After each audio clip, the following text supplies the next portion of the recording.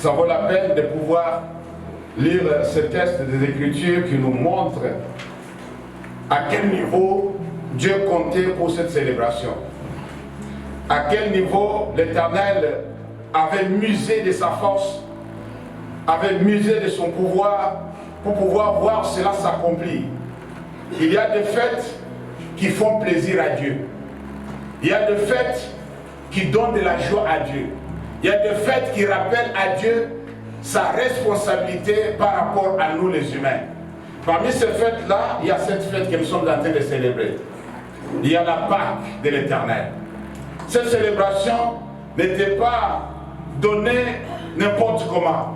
Ce n'était pas un homme qui avait initié cette célébration. C'était Dieu lui-même qui était à la base.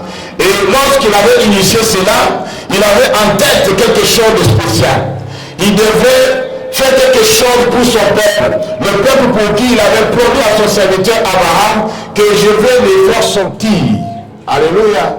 À un moment donné, je reviendrai. Toi, tu vas te coucher avec ton père. Mais moi, comme je ne vieillis jamais, comme je ne suis jamais fatigué, je suis le même hier, aujourd'hui, éternellement. Je serai là quand ta descendance existera.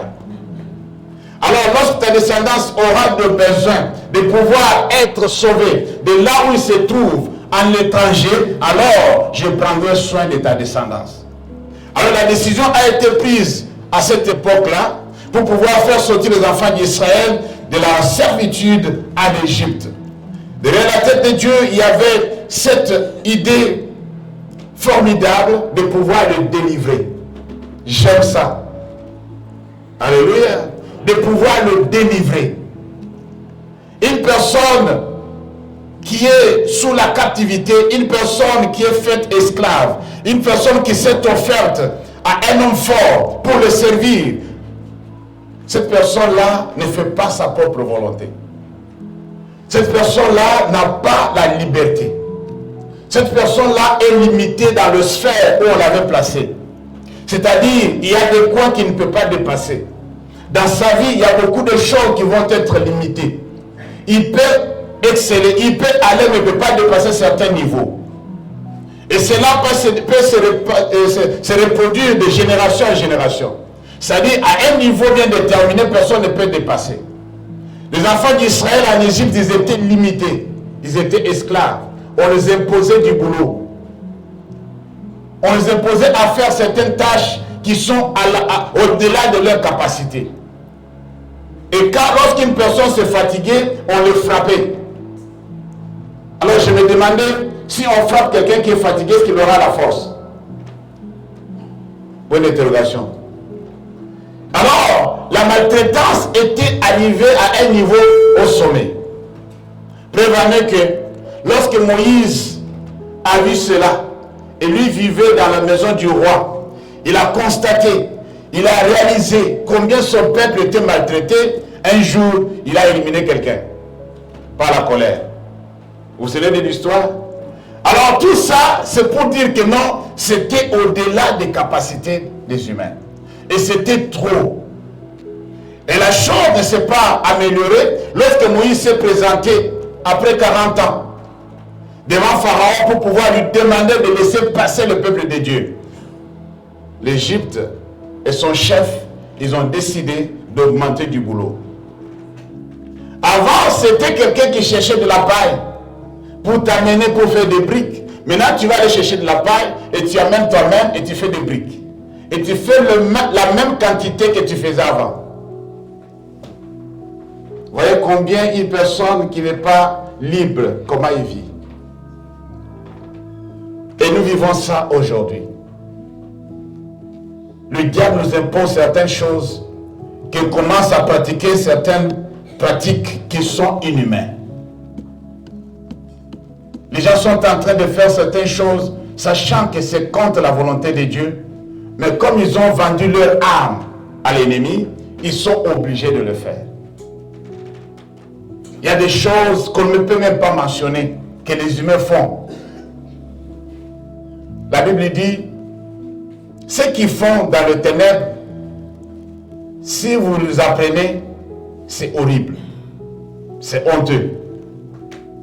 Ceux qui font dans le secret, ce que leur maître les impose, ce que l'ennemi impose aux humains, si vous apprenez cela, vous allez regretter. Vous allez dire non, un homme ne peut pas aller jusqu'à ce niveau-là. Cette personne-là est vraiment en captivité. C'est une personne qui a besoin de la délivrance. La personne qu'on impose du boulot. On a appris chez nous un sorcier qui témoigne, qui dit que non, chaque fois on vient le prendre la nuit pour l'utiliser comme cheval toute la nuit. Ça m'a fait mal. Et la personne n'était pas au courant. Dès que la personne se réveille, elle est très fatiguée. Comme si elle a travaillé toute la nuit.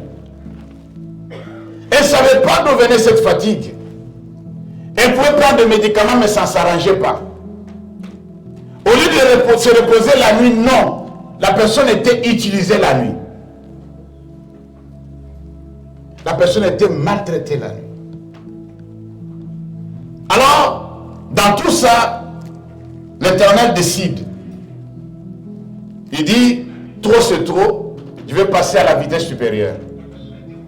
Maintenant, je vais vous faire sortir de cette maison de la servitude. Maintenant, je vais introduire quelque chose qui va permettre que cette délivrance soit vraiment effective. C'est quoi? On va sacrifier. Vous allez sacrifier un agneau. Et cet agneau va certifier et va protéger et va infliger le jugement à l'ennemi et la protection à ceux qui m'appartiennent. Alléluia. Si toi tu appartiens à Dieu, sache que l'Éternel a décidé d'infliger la défaite à ton ennemi et à t'accorder la victoire que tu attendais depuis longtemps. J'aimerais que lorsque les enfants de Dieu se réunissent pendant la fête de Pâques, que chacun de nous puisse mettre dans sa tête et se souvenir de ce que la Pâque signifie. La victoire que nous avons obtenue lorsque Jésus est mort et qu'il est ressuscité. Qu'est-ce que la mort de Jésus nous a apporté? Qu'est-ce que sa résurrection nous a apporté? Il est mort pour rien, il est ressuscité seulement pour le plaisir. Ou pour faire voir au monde que non, je pouvais ressusciter. Non. Il y avait un but. Il y avait des raisons. Il y a quelque chose que Dieu avait caché là derrière. C'est le salut de l'humanité. Amen. Le salut de l'humanité. Lorsque tu viens célébrer la Pâque, souviens-toi que Dieu a tant aimé le monde qu'il a donné son Fils. Que quiconque croit en lui ne périsse pas. C'est là où se résume ce que nous sommes en train de dire. Nous avons parlé du sacrifice. Nous allons parler aujourd'hui de la consommation. La Pâque devrait être consommée ou mangée. Pour ceux qui sont avec nous, il y a un moment, j'avais parlé ici que croyez et vous aurez mangé. Vous vous souvenez de ce message-là? Voilà, pour ceux qui ont oublié, c'est votre problème. Allez vous fouiller dans les vidéos qui sont en ligne, vous allez voir. Croyez et vous aurez mangé. À partir du verset 7, de là où nous sommes dans Exode, jusqu'au verset 11, Dieu est en train d'expliquer à Moïse comment on va prendre, comment il va se comporter pour consommer l'agneau. Qu'est-ce qui doit être fait? Il y a des détails qui sont tellement significatifs et lorsqu'on va dans le Nouveau Testament, on les retrouve dans notre Seigneur Jésus-Christ lorsqu'il s'est sacrifié lui-même. La Bible dit au verset 7, on prendra de son sang, on la mettra sur les deux poteaux et sur les linteaux de la porte de maison où on le mangera. Amen. Hier, j'ai essayé un peu d'expliquer que la protection du sang de l'agneau devrait agir seulement sur des maisons où l'agneau était consommé. Lorsque Dieu a dit que lorsque la maison est petite et peu nombreuse, les personnes qui composent la famille, ils ne peuvent pas finir l'agneau. Ils peuvent maintenant faire appel à leurs voisins les plus proches pour qu'ils viennent consommer l'agneau avec eux. Il n'avait pas dit à ceux-là aller chez le voisin manger. Non, c'est le voisin qui devait venir chez eux manger. Et lorsque l'agneau devait être sacrifié ou immolé, alors le sang devrait servir de la protection. Et la protection devrait être sur la maison dans laquelle l'agneau devrait être consommé. Alléluia. Amen, chrétien. Pas la maison d'à côté. Ceux d'à côté sont venus chez nous. Et lorsqu'on prend du sang, on va mettre sur le linteau de notre maison. Et ceux qui sont venus chez nous, c'est comme s'ils sont venus se réfugier. Et la protection se retrouve ici. Lorsque l'acte de la mort va passer, il va voir que non, ici, il y avait déjà une victime. Je ne veux plus frapper. Alléluia. La maison dans laquelle vous allez manger l'agneau, c'est cette maison qui est digne d'être protégée. C'est cette maison-là qui mérite la protection. Est-ce que quand tu fêtes la Pâque, tu es sûr que tu as vraiment mangé l'agneau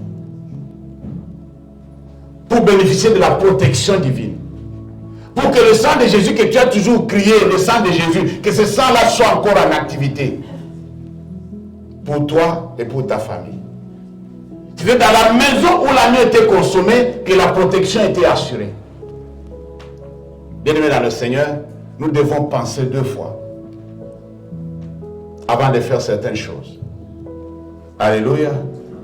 Amen, chrétien. Est-ce que nous sommes ensemble? Alors, puisque la nuit là, l'agneau devrait être consommé. Et on ne devrait pas le préparer n'importe comment. Il devrait être rôti. Et toutes les parties de l'agneau devraient être consommées, depuis la tête jusqu'aux pieds. Et rien ne devrait être jeté.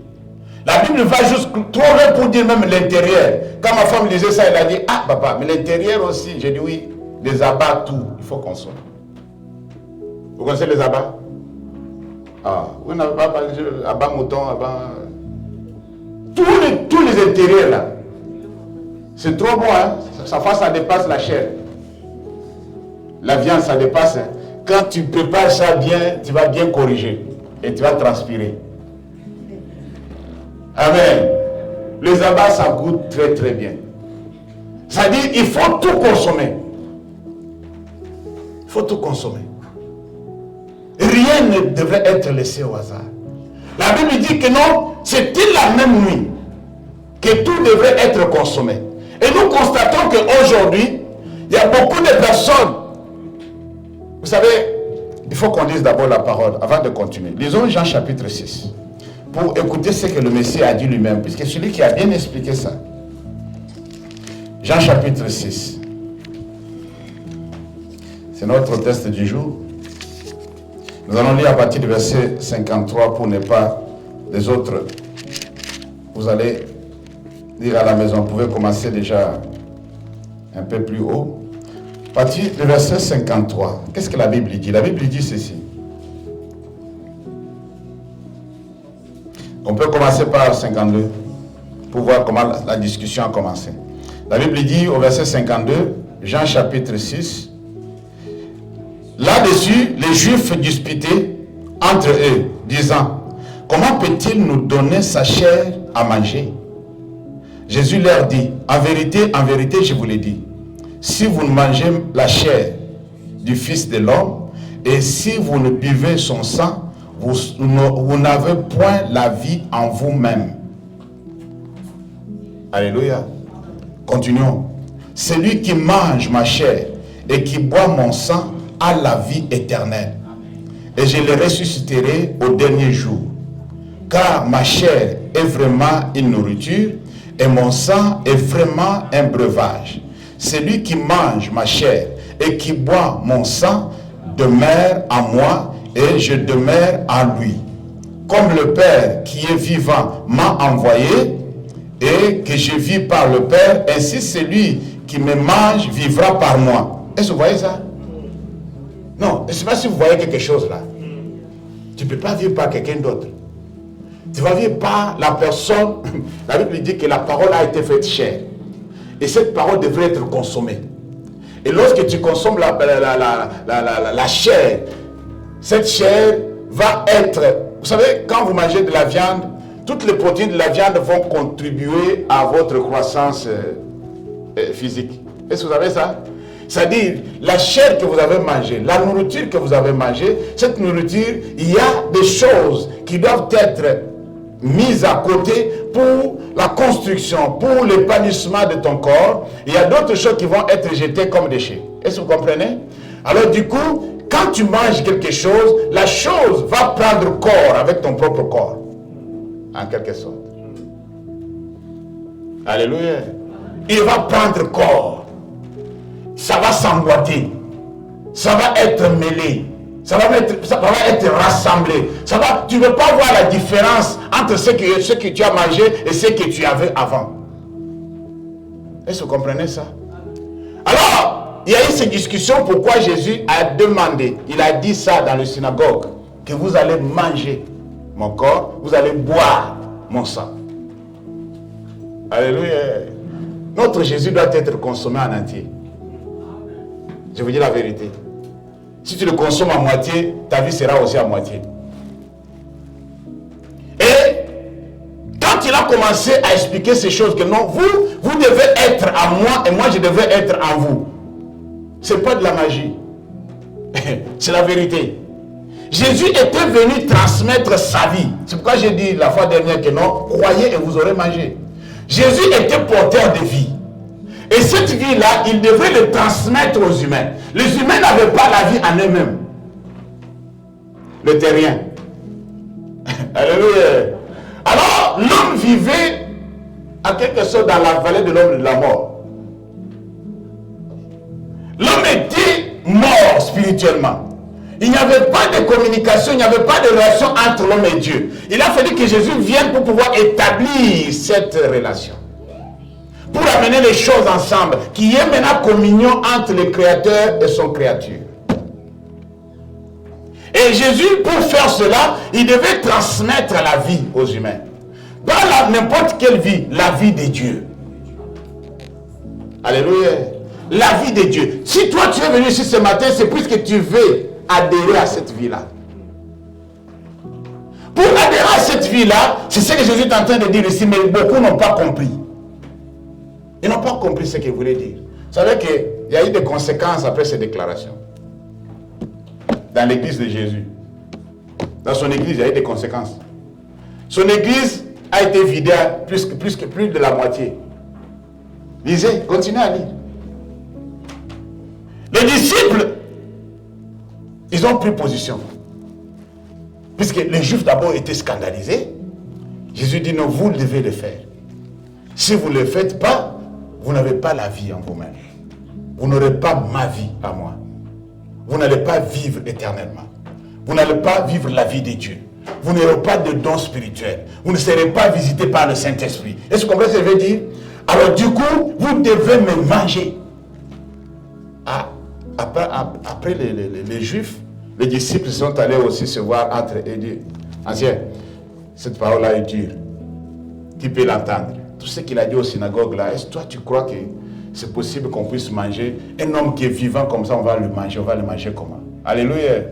Il a prononcé ce discours avant le sacrifice, sachant qu'il serait sacrifié. Je vais passer à la vitesse supérieure, je vais sacrifier ma vie. Et vous, de votre part, vous devez faire quelque chose.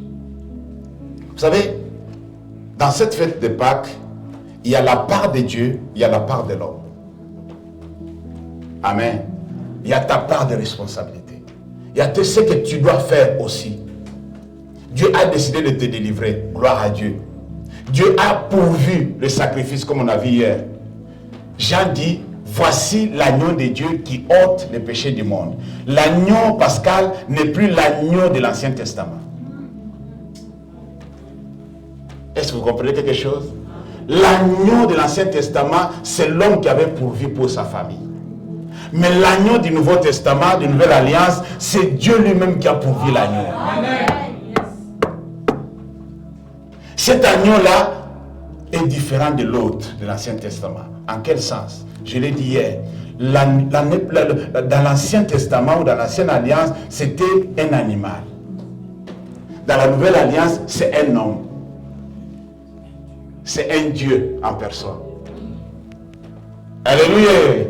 Le Dieu en personne a été crucifié. Il est mort, il est ressuscité pour accomplir toutes choses. Voilà pourquoi toi tu es beaucoup plus privilégié que ceux de l'Ancien Testament. Je ne t'ai pas demandé d'amener l'agneau ici. À qui si j'ai demandé de pouvoir amener le chevreau ou l'agneau pour qu'on sacrifie? Personne. Puisque Christ, notre Pâque, a été immolé. Alléluia. Maintenant, quelle est la part de l'homme? C'est ce que nous sommes en train de voir aujourd'hui. La responsabilité de l'homme se trouve ici. Nous devons consommer l'agneau en entier, de la tête aux pieds. Nous devons consommer l'agneau sans réserve. Tu ne peux pas donner à Dieu la main et tu laisses le pied. Au Seigneur, prends ça, mais ça je gère. Non, bien aimé, tu ne peux pas gérer. Tu ne peux pas gérer. C'est difficile de gérer. Alléluia. Amen, chrétien. Seigneur, je te donne ça, mais ça je gère. Non, non et non. Qu'est-ce que Jésus voulait dire? Même si les disciples ont commencé à déserter. Il dit non, c'est trop dur. Nous, on doit partir. On doit battre en retraite, puisque si le truc devient maintenant le truc de cannibalisme, là, c'est pas catholique. Amen. Alléluia. Alors Jésus a regardé le reste, les 12. La Bible dit qu'il a demandé aux 12. Pourquoi vous ne partez pas? Et vous ne voulez pas partir? Il y a un homme qui était tellement révélé d'une manière exceptionnelle. Il a haussé la voix, il a dit, Seigneur, où irons-nous? C'est toi qui as les paroles de la vie. Voilà, le monsieur vient expliquer ce que Jésus voulait dire aux Juifs. Jésus n'a pas expliqué. C'est l'Esprit de Dieu qui a expliqué à travers ce monsieur. Vous connaissez le monsieur? Ah, ok. C'est bon, c'est que vous connaissez le monsieur. Je sais pas, j'avais oublié son nom. Il vient expliquer ce que Jésus voulait réellement dire lorsqu'il a dit de pouvoir le consommer en entier. Manger sa chair et boire son sang n'est tout autre chose que croire en Jésus. Amen. Alléluia. Amen, chrétien. N'est tout autre chose que non avoir la foi en Jésus-Christ. Toi, tu ne peux pas croire en Jésus à moitié. Non. Tu dois croire en tout et pour tout. Dans des petites choses, tout comme dans des grandes choses. Si tu as cru en Jésus pour des petites choses, chaque année, lorsque tu viens célébrer la Pâque, pense bien que je vais croire en Dieu pour des grandes choses demain. Toi, tu ne dois pas vivre dans la routine. Tu ne dois pas être à un niveau éternel. Tu dois grandir de victoire en victoire, de succès en succès, de conquête en conquête. Lorsqu'Israël entrait dans la terre promise, ils ont commencé à conquérir petit à petit. Toi, ne t'arrête pas là. Ne sois pas satisfait de ce que tu es déjà. Puisque la foi est appelée à augmenter. La Bible dit la foi vient de ce qu'on entend. Il y a certaines choses que tu n'as jamais entendues.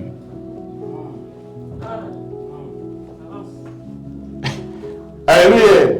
Les jours où tu entendras ces choses-là, quelque chose de plus va s'ajouter à ta foi. Les jours où ces paroles-là, cette révélation-là tombera dans ton intérieur, tu vas voir que non, ma façon de voir les choses va changer. Vous allez comprendre pourquoi les disciples ont dit, Seigneur, augmente-nous la foi. Augmente-nous la foi. La foi est susceptible à grandir, à progresser, à avancer. Tu as cru pour des petites choses, tu dois croire pour des grandes choses. Ne t'arrête pas là. Ne dis pas que non, c'est bon. Moi, je m'arrête ici. Non, non, non, non. nous avançons avec Christ, plus nous arrivons à la maturité. Tu étais un enfant dans la compréhension, il faut que tu arrives à l'âge adulte, dans la compréhension des choses de Dieu. Tu étais au lait, il faut que tu arrives aussi à la nourriture forte, dure, les foufous. Alléluia. Amen. Amen, chrétien. Amen. Quand tu vas commencer à manger des chikwang, on dit non, ça c'est une personne adulte. Puisque tu es maintenant à mesure de pouvoir digérer la nourriture forte. Mais si toi tu es seulement au lait, c'est compliqué. C'est très compliqué. Alléluia. Amen, chrétien. Jésus dit, vous devez consommer, vous devez manger ma chair et boire mon sang. C'est-à-dire, vous devez croire à ce que je vous dis. Quand vous croyez, vous avez mangé. Alléluia. Amen, chrétien. Et nous avons vu plusieurs canaux par lesquels Dieu nous fait consommer sa parole. Par les yeux, par les oreilles. Alléluia. Lorsque les gens voient, il y a des personnes dans la Bible, pasteur, qui disaient, après avoir vu le miracle, ils disent, mais là, nous devons croire, hein, puisqu'ils ont vu le miracle. Alléluia. Moi-même, j'étais là. J'ai vu un aveugle commencer à voir. Non, vraiment, c'est Jésus-là, je vais le suivre. Lui, il a cru en Christ puisqu'il a vu le miracle. Ses yeux ont vu. Il peut témoigner. Mais l'autre qui dit que non, j'ai entendu parler. Comme la femme à la perte de sang. Elle a juste entendu parler. Sa foi par les oreilles, elle a consommé. Alléluia. C'est pourquoi lorsque Thomas est venu avec seulement les yeux, il dit non, Thomas, tu es en train de faire l'erreur. Tu vois, et tu dois croire sans avoir vu. Si on t'apprend que Jésus est ressuscité, crois que Jésus est ressuscité. Point barre. Non, j'avais entendu parler, mais je voulais. Alléluia. Il dit, bon, Thomas, avance. Tu doutais, non? Viens voir. Bien-aimés dans le Seigneur, nous ne sommes plus supposés douter de ce qu'on nous dit de Jésus. Tu n'as pas à raisonner deux fois. Je te dis ça puisque moi j'ai l'expérience. Tu n'as pas à raisonner deux fois. Les jours où j'ai changé ma façon de voir, de recevoir la parole, de comprendre la parole, c'est lorsqu'un homme de Dieu nous a dit que vous devez croire jusqu'à ce que la foi vous tue. Je suis allé chez moi et je me suis dit, mais qu'est-ce que cet homme veut dire? Il dit, en réalité, tu peux mourir. Il ne faut pas que tu mettes d'autres maladies que la maladie de la foi. Il dit, ancien, qu'est-ce que tu veux dire par là? Il dit, toi tu crois sans réserve, même s'il faut mourir pour avoir cru, il faut que tu meurs. Comme ça, demain, on dit que nous voyons cet homme-là, ce gars-là, il a cru, il est mort. Voilà, il a été enterré. Alléluia. C'est là, il voulait seulement nous aider à comprendre une chose. Vous n'avez pas à manger à moitié ce qui vous vient de la part de Dieu. La parole de Dieu. Vous ne devez pas manger à moitié. Il y a des gens aujourd'hui qui se donnent le luxe de classifier la parole. Vous savez, la parole est renouvelée tous les jours par Dieu. Pour ceux qui sont habitués, pour les habitués, cette parole est renouvelée. Il y a de certains versets dans l'Ancien Testament, on dit non, ça c'était pour eux. Ça c'était pour eux. C'était pas pour nous. Vous serez étonné qu'un jour, Dieu te dit expressement que toi, à partir d'aujourd'hui, tu ne dois plus manger la viande ou bien le cochon. Tu ne dois plus manger la viande ou bien les animaux qui ont des sabots. Il te dit à toi. Ne sois pas étonné. Ne sois pas étonné. Ça va paraître étrange. Même ton pasteur va voir ça. Hey, toi tu vas tromper ma soeur, toi tu vas tromper mon frère. Mais en réalité, cette révélation a été pour toi. Dieu a un message qui s'attache à ça. Il va te dire un jour que non, si l'animal n'a pas été égorgé, ne mange pas. Tu vas dire, oh Seigneur, mais c'était pour le... Mais pourquoi? Il dit, toi, je te demande maintenant. Alléluia. Tout ce qui a été donné dans la Bible a l'utilité pour nous. C'est l'actualité tous les jours. Si vous regardez les gens qui interprétaient le Nouveau Testament, ils prenaient toujours les choses de l'Ancien Testament pour les expliquer dans le Nouveau Testament. Pourquoi? C'est juste pour compléter, pour expliquer ce qui a été vraiment un peu bizarre à comprendre, puisqu'il y a certaines choses, certaines pratiques des Juifs que nous aujourd'hui on ne fait pas, puisque nous avons d'autres méthodes qui nous ont été données à travers Christ, que nous ne devons pas faire cela comme les Juifs le font. Mais je te dis la vérité, je te dis par expérience, Dieu peut te demander de faire quelque chose que les Juifs faisaient pour toi et ta famille. Amen. Ah, il ne demande pas toute l'église, il ne demande pas tous les chrétiens, mais toi spécialement, il dit que toi tu dois faire ça. Et tu dois le faire, puis c'est une recommandation qui vient de la part de Dieu. Les gens qui reçoivent ça, ce sont des personnes qui sont habituées à aller voir Dieu. Des gens qui sont en communion avec le Seigneur. La parole que tu reçois de la part de Dieu doit être faite chère en toi. Chacun de nous a sa mission. Chacun de nous a des objectifs que Dieu lui a fixés. Si tu n'arrives pas à atteindre tes objectifs, c'est toi. Mais il faut savoir d'abord pourquoi je suis en train de célébrer cette fête. Il faut faire l'inventaire un peu de ce que tu as vécu. Quel a été le niveau de ma foi jusque-là? Amen. Alléluia. Est-ce que j'ai totalement consommé Jésus? Est-ce que Jésus a pris vraiment place dans ma vie? Ou bien je sers Jésus quand j'ai le temps? Alléluia. Est-ce que je réponds à l'appel de Jésus quand j'ai le temps? Quand je n'ai pas le temps, Jésus doit attendre. J'ai d'autres chats à fouetter. Comme dit les Français, disent les Français. Alléluia. J'ai d'autres chats à fouetter. Est-ce que tu mets Jésus en stand-by? Ou bien ta vie, avant, tu avais plus de foi, plus de persévérance, plus de zèle. Mais au fur et à mesure que tu avances, le zèle commence à diminuer. Tu allais à l'église 3 fois par semaine, tu commences à aller demi-fois par semaine. Amen. Même pas 2 fois, même pas 1 fois, mais la moitié de fois par semaine. Tu as tellement de raisons à donner. Jésus doit être consommé en entier. Amen. J'ai toujours dit, et je le dirai toujours, les raisons que tu donnes aux humains par rapport à tes excuses, est-ce que Dieu a approuvé ça?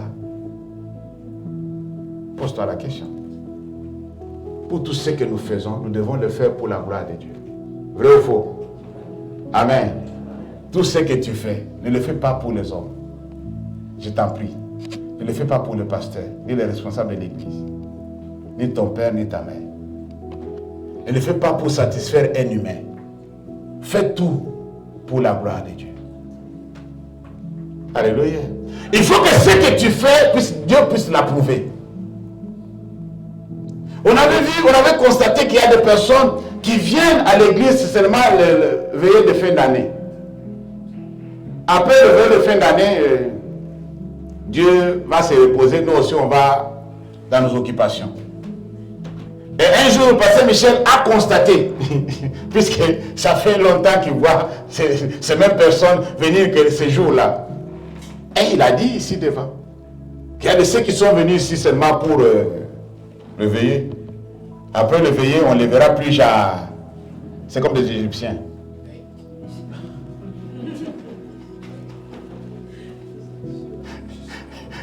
Amen. Excusez-moi. Dieu a dit que ce sont les Égyptiens que vous ne verrez plus jamais. Si toi on ne te voit plus jamais, c'est que tu es... Non, c'est pas moi qui l'ai dit, j'ai dit. Tu viens de l'Égypte. Et nous avons vu que l'Égypte pour nous c'est le monde. Vrai ou faux? Amen. Amen. L'Égypte pour nous c'est quoi? C'est le monde. Bien aimés dans le Seigneur, lorsque nous célébrons la Pâque, c'est le moment de pouvoir renouveler nos forces. La Bible dit que non, ceux qui se confient à l'Éternel, ils sont comme les aigles. Amen. Ils sont comme les aigles. Ils renouvellent leur force. Ils montent encore plus haut. Avec Dieu, on doit toujours aller plus haut. On ne doit pas rester dans la médiocrité. On ne doit pas rester dans la normalité. Non. On doit avancer. On doit faire l'excellence. Une personne qui vient à l'église aujourd'hui, qui donne sa vie à Christ, il doit grandir. La personne doit exceller. La personne doit aller loin avec Dieu. Quelques années après, vous le trouvez en train d'expliquer la parole de Dieu. En train de transmettre quelque chose aux autres. En train d'encadrer aussi les autres. Alléluia. On doit grandir, bien-aimés. On ne vient pas à l'église seulement pour se mettre au chaud et puis retourner au froid. Non, ça fait un moment que je ne suis pas mis au chaud. Je vais me mettre un peu au chaud. Après, je retournerai au froid. Ce n'est pas comme ça fonctionne. Le chrétien, pensez 2 fois quand vous venez célébrer la Pâque. La Pâque doit être consommée. La Pâque doit être mangée. Notre Jésus doit être consommé. Notre Jésus doit être cru. Jésus n'a pas jeté de paroles à l'air.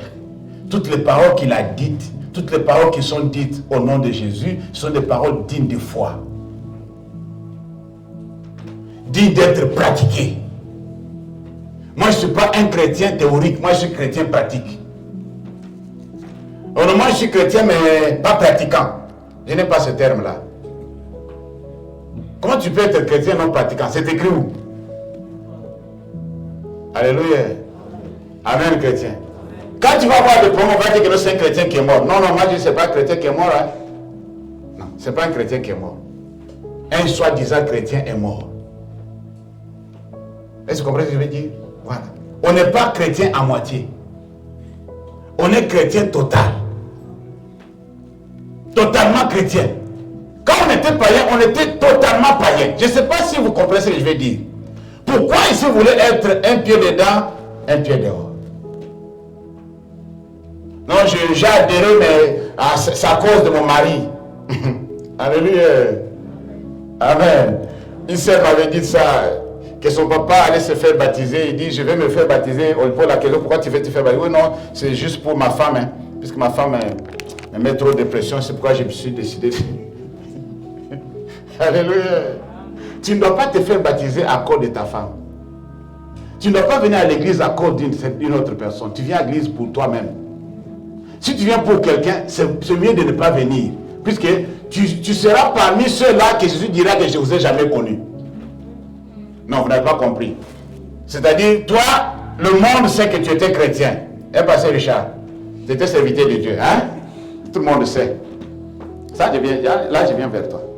Tout le monde sait que tu es serviteur de Dieu, tu es enfant de Dieu. Mais ce jour-là, Dieu dit que je ne t'ai pas connu. Tu vois ça normal. Même ta femme va dire, mais mon mari, tu m'avais trompé. Tu m'avais trompé. Il fallait me dire la vérité, que tu n'es pas un homme de Dieu. Oh, j'ai fait ceci à ton nom. Non. Puisqu'il y a certaines personnes qui sont là, puisqu'il y a d'autres raisons. Mais si tu viens à cause d'autres raisons, vaut mieux ne pas venir. Non, je suis un peu clair avec vous. Vaut mieux ne pas venir. Puisque ça ne sert à rien. On vient pour son salut. Amen. Le salut est individuel. Le salut est individuel. Toi, tu es bousculé, tu es poussé par l'autre. Quand l'autre ne sera plus là, qui va te pousser? Alléluia. Vous connaissez les voitures matines de chez nous? Quand tu regardes derrière, il n'y a pas de gare pour pouvoir pousser la voiture, puisqu'il n'y a pas de démarreur. Chaque fois, quand le papa sort de la parcelle, hey, les enfants, venez! Ah! Nous, on trouvait ça de la joie, puisque le vieux nous a appelés pour pousser sa voiture. Puisqu'un jour, il va me dire, montez dedans. Au village, c'est bien, hein? C'est pas comme vous. Quand on te demande de monter dans le camion, tu es content, très content. C'est pourquoi nous, et les camions, et la voiture, on appelait tout ça camion. Oh non, c'est entre nous, il ne faut pas dire à ceux qui sont dehors. On ne savait pas faire la différence entre camion. Même la moto, c'était camion. Amen. Maintenant, j'ai appris à faire la différence entre la voiture, les camionnettes, le camion, tout ça. Hein, Ernout? Mais ça, c'était avant. Hein. Après tout. Ça, c'était avant. Ne me prends pas pour... Amen. Alléluia. Alors, quand toi, tu es habitué à être poussé pour démarrer, le jour où la personne qui te pousse n'est plus, tu ne démarres plus. Amen. Et c'est fini pour toi. Quand cette personne-là te dit que non, moi je ne vais pas à l'église, tu dis, ah, gloire à Dieu, moi aussi j'en profite, puisque moi j'y allais pour toi. Comme toi tu ne parles pas, et moi je suis bien. Est-ce que vous comprenez ce que j'ai dit là? Amen, chrétien. Soyons quand même responsables de ce que nous faisons. Prenons les choses au sérieux. Ce n'est pas pour rien que nous déplaçons de nos maisons, on vient ici, dans l'église, on est assis, on écoute. Non, on ne vient pas passer le temps. Moi, je ne passe pas mon temps. J'allais faire autre chose aussi aujourd'hui. Il y a de mes collègues qui me disent que non, pourquoi toi, le dimanche, tu vas à l'église? Le dimanche, on se repose. Ah oui, mes collègues me disent ça. On a travaillé toute la semaine jusqu'à vendredi, et le dimanche, le samedi, il y a des fêtes. Le dimanche, je dors. Oui, je dors. J'allais dormir, j'ai dit à ma femme, chérie, on vient, on dort. Viens, on dort. On doit dormir. Dis aux enfants de rentrer dans leur chambre. Aujourd'hui, c'est dimanche, on dort. Mais je m'oublie tous ces enfants, tous ces aventuriers à la maison, comme s'ils allaient encore à l'école, à 7h du matin. Pourquoi je fais ça? Juste pour rien. Pour plaire aux gens. Non, je sais ce que je fais. Je sais. Ça, je vous dis de tout mon cœur. Je sais ce que je fais. Je sais ce que je fais. Je ne le fais pas comme ça. Je ne m'oblige pas ma famille pour rien. Je sais ce que je fais. Et quand toi, tu te lèves, tu dis je vais aller à l'église, tu dois savoir ce que tu viens faire. S'il vous plaît. Jésus n'est pas à consommer à moitié. Alléluia. Jésus n'est pas à prendre avec de réserve. Tu prends de réserve par rapport à quoi? Tu crois que le demain, le lendemain t'appartient? Quand tu dis que je ne le ferai pas aujourd'hui, je le ferai demain. Que si tu n'arrives pas demain alors, tu vas dire quoi? Oh, je croyais le faire demain, Seigneur, mais le demain n'est pas arrivé. Oui, tu ne savais pas. Quel jour? Alléluia. Tu savais à quel jour? Beaucoup on s'est séparés, on dit, on se voit demain. Mais on arrive demain, la personne n'est plus. Alléluia. Tout dépend de Dieu. Nous ici, on parle de Dieu. On parle de Jésus. On ne parle pas de la politique. Est-ce que vous comprenez? Alors on doit investir dans les choses de Dieu. Nous sommes ici, nous croyons qu'il y a un Dieu. Dis Amen. Amen. Ce Dieu-là s'appelle Jésus. Amen. C'est cela mon Dieu. C'est celui que j'adore. C'est celui que je loue. J'ai un Dieu vivant. Ce n'est pas un Dieu mort. J'ai un Dieu vivant. Quand je l'appelle, il répond. Je peux vous donner un par un des témoignages de ce qu'il a fait, que j'ai vu que c'est lui qui l'a fait. Depuis ma conversion jusqu'à aujourd'hui. Je peux vous dire que ça, il a fait. Ça, il a fait. Ça, il a fait. Ce n'est pas un homme qui l'a fait, c'est lui qui l'a fait. Ce n'était pas un hasard. Moi, je ne vis pas par hasard. Dans les choses de Dieu, il n'y a pas la chance. Oh non, lui, il a eu la chance. Non, non, non, non, non. Nous, on n'a pas eu la chance. Nous, on a eu la grâce. C'est différent. Alléluia. Nous, on compte sur la grâce, on ne compte pas sur la chance. La chance, c'est le monde, c'est l'Égypte qui compte sur la chance. Mais nous, dans la maison de Dieu, nous comptons sur la grâce de Dieu. Par la grâce de Dieu, voilà ce que j'ai obtenu. Par la grâce de Dieu, voilà ce que j'ai eu. Par la grâce de Dieu, voilà ce que je suis. Alléluia. Je voulais juste nous faire comprendre quelque chose. La Pâque, pour nous, c'est un anniversaire. Amen. Quand tu arrives à fêter ton anniversaire, parfois, tu regardes un peu les années passées et le temps qui te reste aussi à vivre, puisque que tu le veuilles ou pas, moi aussi dans ma tête, je me suis déjà fixé l'année où j'ai déjà imaginé que je pouvais partir à partir de telle année, à partir de tel âge. Quand j'aurai tel âge, même si le Seigneur me prend, c'est bon. Tu peux ne pas dire à quelqu'un, mais toi-même tu sais. Toi-même tu sais. Tu t'es donné aussi dans ta tête, dans tes pensées, tu t'es donné aussi. Il y a des autres qui font semblant de ne pas penser. Pense à ça. Amen. Pense à ça. Seigneur, moi je te demanderai, si possible, de me laisser jusqu'à tel âge. À partir de tel âge, si tu me prends, je dis, il n'y a pas de souci. Mais avant, Seigneur, c'est pas bien. Alléluia. Qui veut partir maintenant?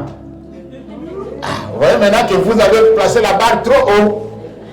Vous voyez que j'ai raison, non? Puisque que tu le dises ou pas, mais j'ai raison. Qui veut partir maintenant? Oh, personne. S'il n'y a personne qui veut partir maintenant, c'est-à-dire, tu as...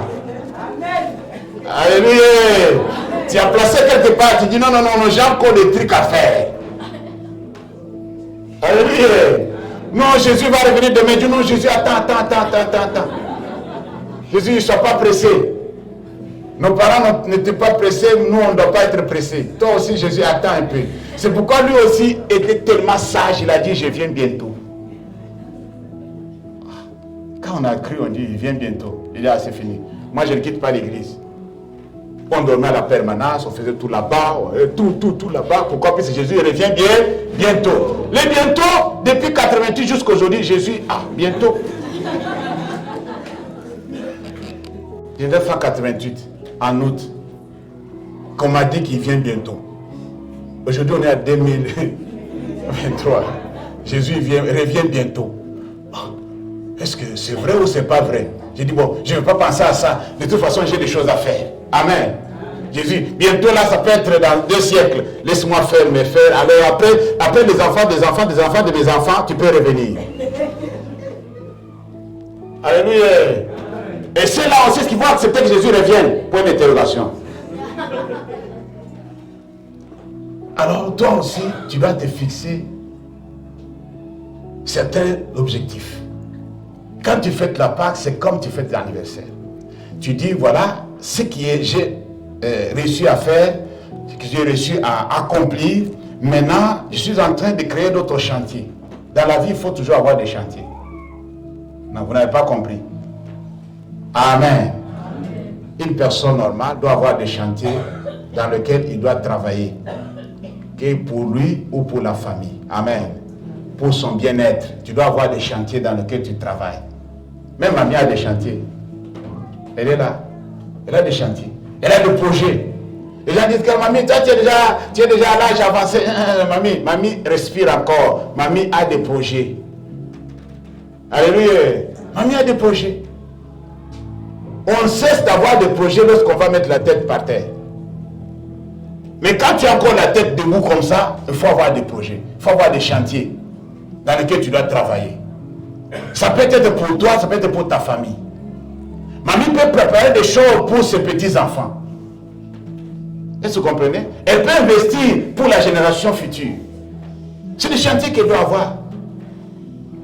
Elle peut créer quelque chose pour mettre en place une situation claire pour ceux qui viendront après elle. Ce sont des chantiers, même jusqu'à la mort, tu auras des chantiers. Une personne normale doit avoir des projets. Dites des projets. Alors quand tu commences à penser à tout ça, tu te poses la question. Jusque-là, tu m'as soutenu. On est arrivé là. Cette année ici, aujourd'hui, je me souviens que tu es mort pour moi à la croix. Tu es ressuscité pour me donner la vie. Et tu m'as donné ça, ce que je manquais. Je t'ai demandé ça, tu m'as donné. Mais il y a encore d'autres choses qui manquent. Alléluia. D'autres choses qu'il me faut pour pouvoir avancer dans la course. Puisque la course continue. Dis la course continue. Oui, oui. Si quelqu'un veut t'écarter de la course, il faut résister. Amen. La course continue. Il faut que tu remportes le prix.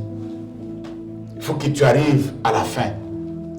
La course avec Dieu, ça ne compte pas qui va arriver le premier, mais qui va arriver.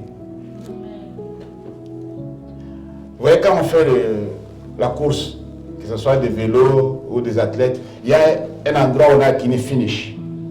C'est tout, ils écrivent ça en anglais. Finish. Si tu franchis là, c'est bon.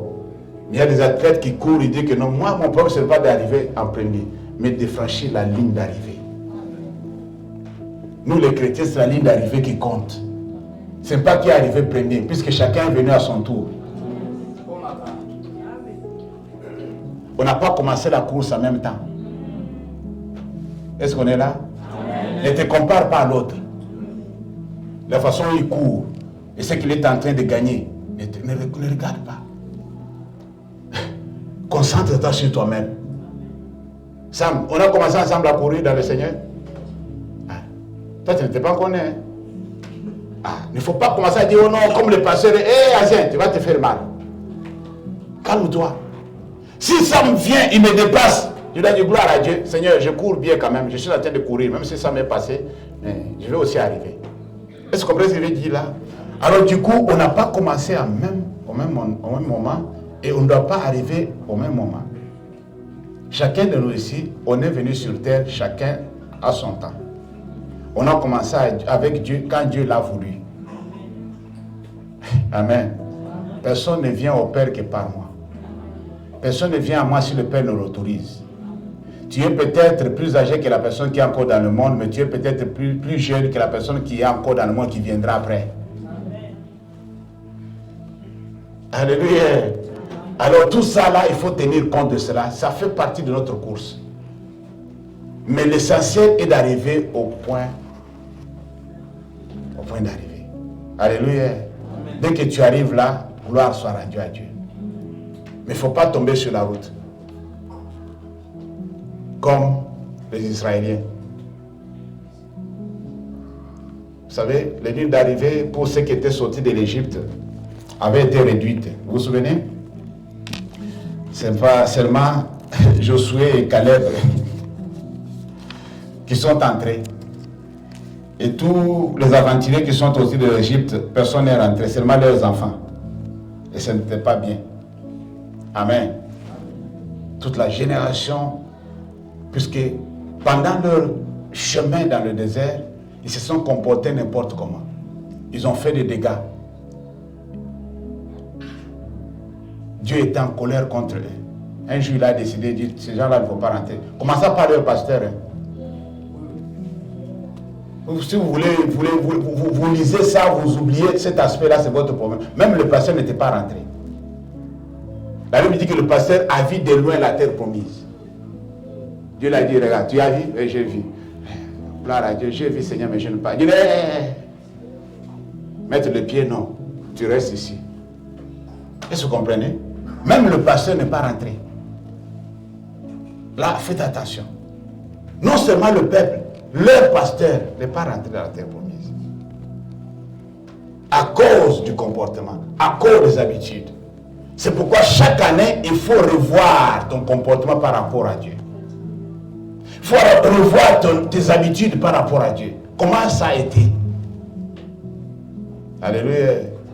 Venez à la table du Seigneur, on nous a toujours dit que non, voilà, il faut s'examiner soi-même. Amen.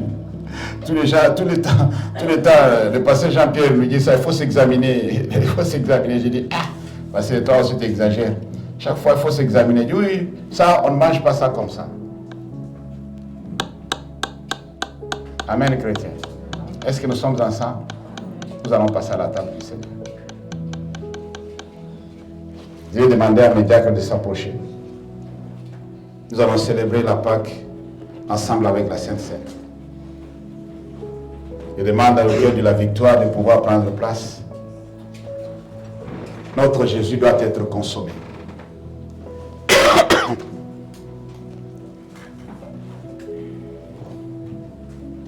Là où tu es, incline ta tête dans la prière.